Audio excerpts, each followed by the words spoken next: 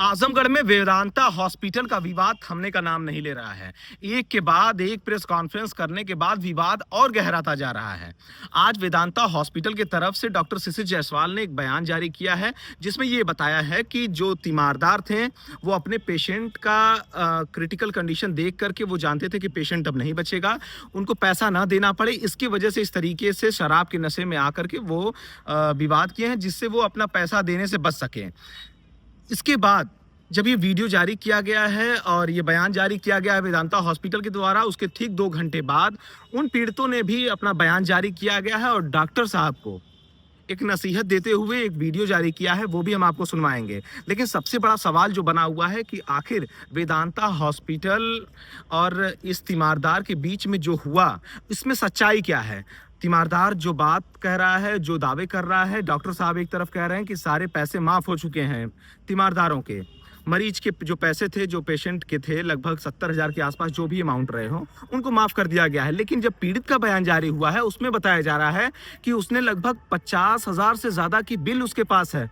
तो यहाँ पे मामला कुछ झोल-झाल नज़र आ रहा है, लेकिन अब वास्तविकता क्या है, अब ये तो आने वाला वक्त बताएगा। लेकिन फिलहाल इस पूरे मामले को अब लखनऊ ले जाया जा रहा है और खुद मुख्यमंत्री योगी आदित्यनाथ के यहाँ पीड़ित इस पूरे मामले को उनसे अवगत कराएंगे और न्याय की मांग करेंगे। फिलहाल आगे भी हम अपडेट देते रहेंगे आपको। इस पूरे मामले पर नजर बनाए रखिएगा। खबर देख के आपको कैसा लगा हमें जरूर बताइएगा। हम दोनों पक्षों का बयान सुनवाते हैं, एक तरफ वेदांता हॉस्पिटल के डॉक्टर शिशिर जायसवाल का और दूसरी तरफ जो जिस तीमारदारों से वहाँ विवाद हुआ था उनका भी हम पक्ष सुनवाते हैं। हकीकत क्या है आप खुद समझ जाएंगे, ध्यान से देखिएगा।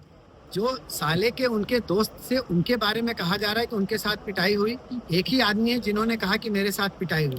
मैंने सिर्फ इतना कहा कि अगर 2 बजे रात को किसी को 18 लोग मिलके पीटेंगे, कहीं उन्होंने कहा कि डंडे हथियारदारों से भी पीटा है, कहीं कहा उन्होंने थप्पड़ से मारा गया। मैं कहता हूँ केवल थप्पड़ हाथ से ही कोई मारेगा तो हाथ से ज्यादा चेहरे पे, सिर पे, सीने पे चोट आएंगी। कहीं पे भी कोई दाग धब्बा, जैसे हमारे गाल पे एक चाटा भी पड़ता है तो एक निशान पड़ जाता है, उनके शरीर पे किसी तरीके के निशान थे चोट के, या फिर उनकी आवाज में 2 बजे चोट हुई, 6 बजे वो बोल रहे हैं हाथ ऊंचा करके, वीडियो में रिकॉर्डेड है, जो खुद गाली गलौज करके गाली दी है। उसके बाद ही कहानी शुरू, और उसके बाद ये बताया जा रहा है कि क्या उनको कहीं निशान थे ऐसे, या उनकी आवाज में ऐसी झलक थी कि उनके साथ मारपीट हुई है। केवल उन्होंने ये सारी घटना इसलिए बनाई क्योंकि पैसा न देना पड़े। उनकी बिल 70,000 रुपए की बन चुकी थी। उनका था कि हमारा मरीज ठीक नहीं हो रहा है, डॉक्टर ने कह दिया बचने के चांस नहीं है, चाहे तो आप कहीं ले जाके दिखा लो या फिर इन्हें घर ले जाके सेवा करो। तो वही आप देखिए, मैंने उनका लिखित भी लिया है, 70,000 रुपए उन्होंने जमा किए, जिसका हमने एक पैसा नहीं लिया, उनसे लिखवा के लिया, और उन्होंने लिख के दिया है कि मेरे साथ एक पैसा। और सारे वीडियो जब वो लाए गए थे तब भी बहुत क्रिटिकल स्टेज में थे, ऑपरेशन की सलाह दी गई उसका भी वीडियो, ऑपरेशन के बाद वेंटिलेटर पे शिफ्ट किया उसका वीडियो, ऑपरेशन के बाद जब वीडियो आयुष्मान में वो सारी सीरियस होते गए सबका वीडियो। इवन उन्होंने कहा 1:30 बजे रात को एक्सपायर, सुबह 9:30 बजे वीडियो बनाया गया जिसमें डेट टाइम सब बोला गया। वो वहाँ पे खड़े हैं। उसके बाद जब वो एम्बुलेंस में शिफ्ट हुए हैं, एम्बुलेंस में लेटा दिया गया है, उनके दूसरे एम्बुलेंस के एम्प्लॉय सक्शन कर रहे हैं, उस समय भी वो अपने हाथ चला रहे हैं, अपने गर्दन को हिला रहे हैं, सांस ले रहे हैं बिना किसी ऑक्सीजन।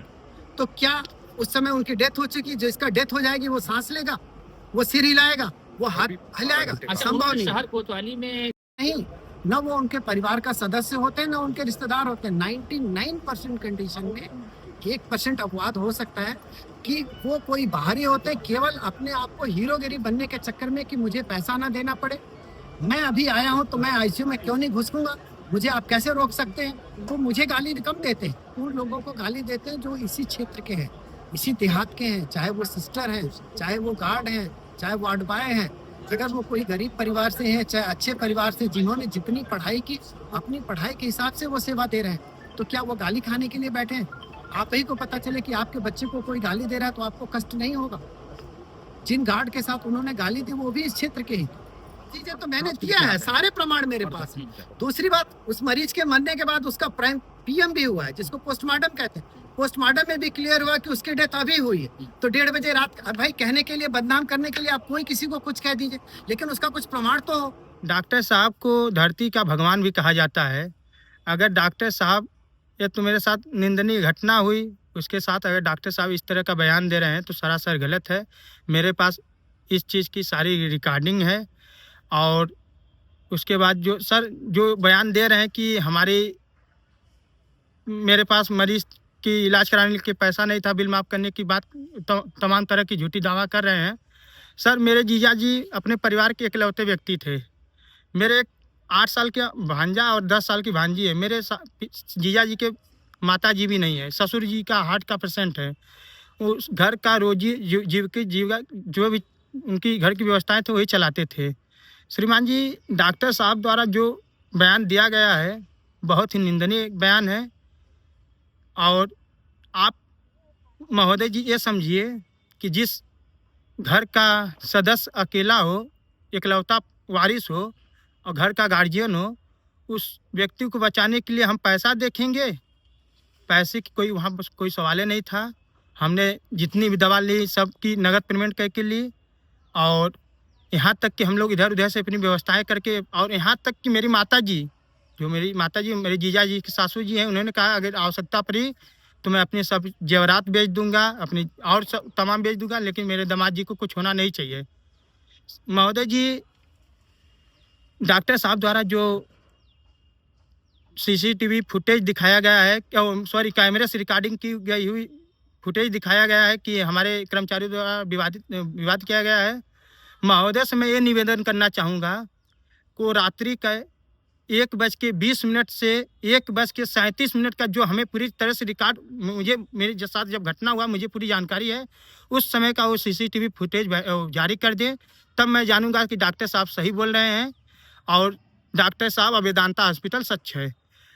डॉक्टर साहब अपने बचने के लिए, अपने अस्पताल को बचाने के लिए इस तरह का अभी बयान जारी किए हैं जो सरासर गलत है। डॉक्टर साहब के पास अगर जरा से भी इंसानियत बची हुई है तो 1:20 से लेकर रात्रि के और 1:37 तक का वीडियो दिखाएं, उसमें सब सच साबित हो जाएगा कि कौन पीड़ित है।